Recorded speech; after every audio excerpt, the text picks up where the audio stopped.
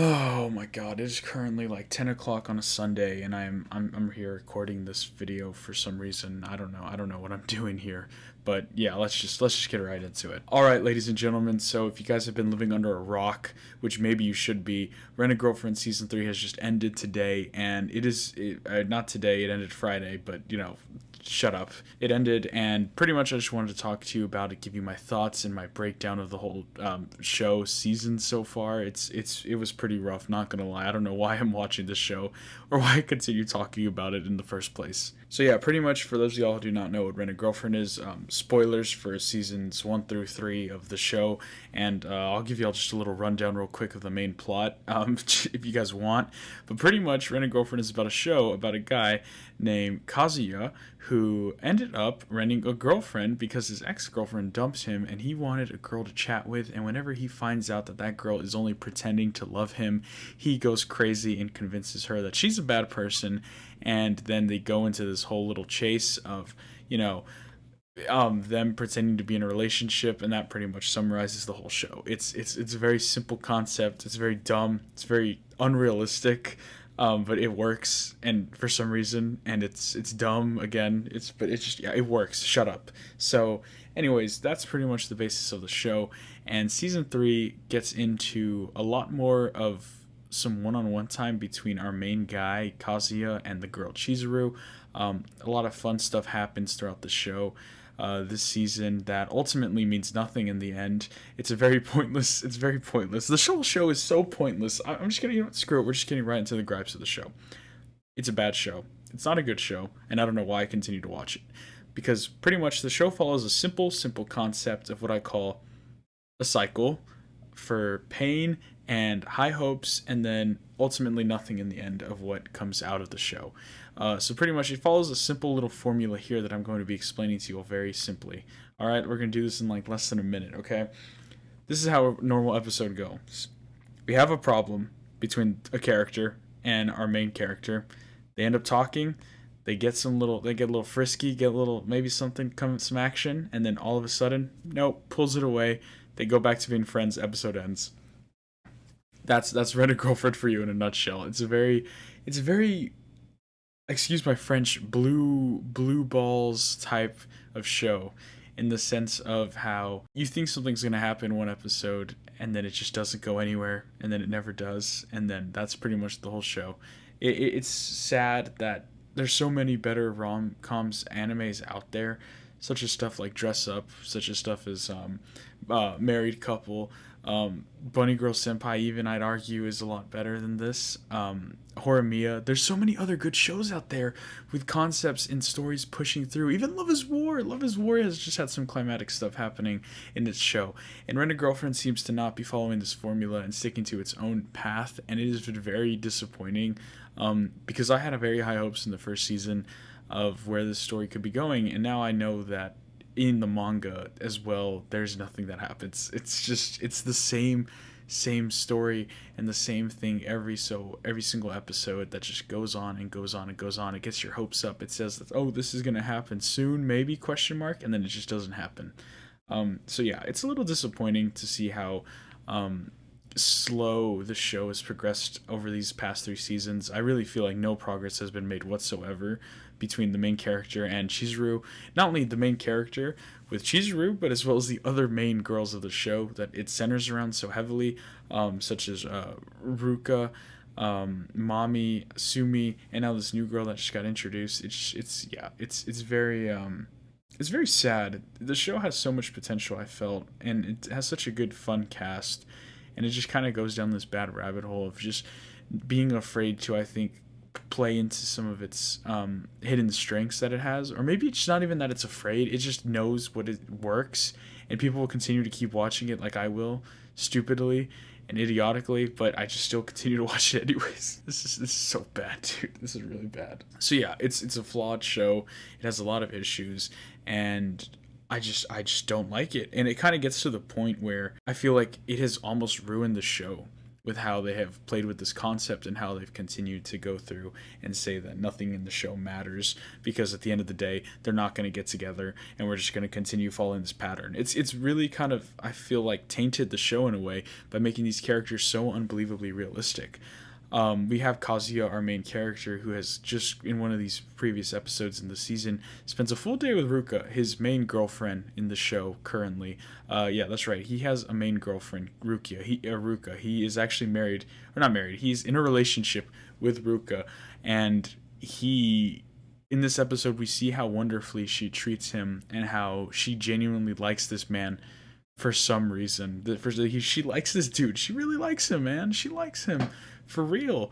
And he's here and he's just so oblivious and just doesn't want it. He just doesn't want it for some reason. The whole show started off as him trying to get a girlfriend, and instead he finally has a girlfriend, and he is just treating her horribly and still wants to get with Chizuru. And here's the thing, that's fine. It's understandable. Hey, he doesn't like Ruka. Cool. You don't have to like her. She likes you. That sucks. It's going to be tough to break up. Whatever. The fact that he is still leading her on and just continues to play with her heart and just continues to, be like, oh, haha, we're in a relationship. It's kind of funny, but I don't really like you and I don't know why you do this. Well, then it's like, dude, do something about it, my guy. Do something. So it's just very frustrating, the whole show in a nutshell. It's just very rough. And I really don't see where the show's going to go from here. I think that I genuinely don't know. It ends off in a great season, not a great season finale. I mean, it has so much room to be like, okay, this is somewhere we could go and build off of. And then the final few minutes of the show is kind of just like, nah, we are just kidding. We're just messing around, man. That's not really what's going to happen. So it's just like, it's very confusing. So the season finale ends with this very heartfelt moment between Chizuru and Kazuya. They're at a park, and Chizuru's grandmother has just passed away, and Kazuya wants to cheer her up. He wants to be a good friend and cheer her up. So what does he do? He rents out Chizuru. He rents her out, dude. He rents her out to talk to her. He is neighbors with this chick, but he decides, let me spend my own money and take her out on this nice, fake, pretend rental date when I could actually go up to her and talk to her like a normal person. But no, that's impossible. That's just not how the things work in the show. So he asks her out on this rental date, right? They go on a nice little date. He drops like a couple bags on this chick, dude. It is a lot of money that this dude spends. And he ends it off by taking her to pop some fireworks, right? By a lake or something like that. And so they go to this little place to pop some fireworks. And it all seems nice and fun. And she's playing along Chizuru. She kind of knows what he's up to. And she's putting on this nice, like, shield. Like, it is good. There's so much potential here for a good story, a good plot. And they are just ruining it. They are ruining it, bruv. It's insane. They're just completely, utterly destroying the show into the ground. So they're there at the fireworks.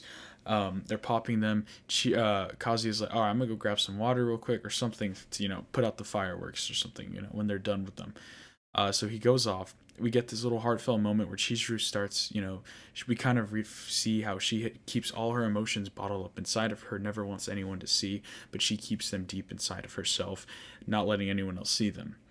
However, here in this moment, we finally get what Kazuya wanted, and which is to kind of get Chizuru to come out of her shell and, let out her emotions. She starts to tear up a little bit. This is such a significant moment in the show. We finally see Chizuru for the first time, I think, honestly, maybe ever, besides the time when, Kazuya made the movie for her. I think this is the first time we've really seen her let down her shield and start to tear up. Kazuya goes up to her, and this is the most W moment he has ever had, because he does not get these moments all the time, often. He goes up to her when she's tearing up and crying, and he's like, hey, or she pretends to, wipe away the tears and says like, oh, hey, I'm sorry about, like, I'm sorry, I didn't mean to tear up a bit. And he's like, and then she like thanks him for the date right as they're ending up. And then she's like, hey, this was a lot of fun and I really appreciated what you did for me. Hopefully someday you can make your real girlfriend happy like this, is what she says. And this is probably the best moment of the whole season. And it gets ruined. He goes up to her and he says, do you know what my ideal girlfriend would be? and he describes her perfectly. He describes Chizuru word for word, everything about her. It even shows a little montage of all the moments that he's describing, and then says that I want her to be able to let down her walls and her barriers for once. And at this moment, we get a really beautiful scene of Chizuru just starting to cry. She starts to cry, and she finally lets down her walls and just bawls, man. Tears just zooming off of her eyes, and just completely crying about her grandmother who has just passed away. A real sad occurrence. And so she finally cries, lets down her walls, and hugs Kazuya. And it's a great scene. It's a wonderful, wonderful scene. I was not expecting them to do this. I really wasn't, because of how, this show doesn't like to commit to anything. I was surprised. I was very surprised, and I was happy. I was like, wow, they actually did it. So we get this wonderful scene between them two. And then it cuts to the next day. It just cuts to the next day. And to no surprise, they ruin it. They completely, utterly ruin it, man.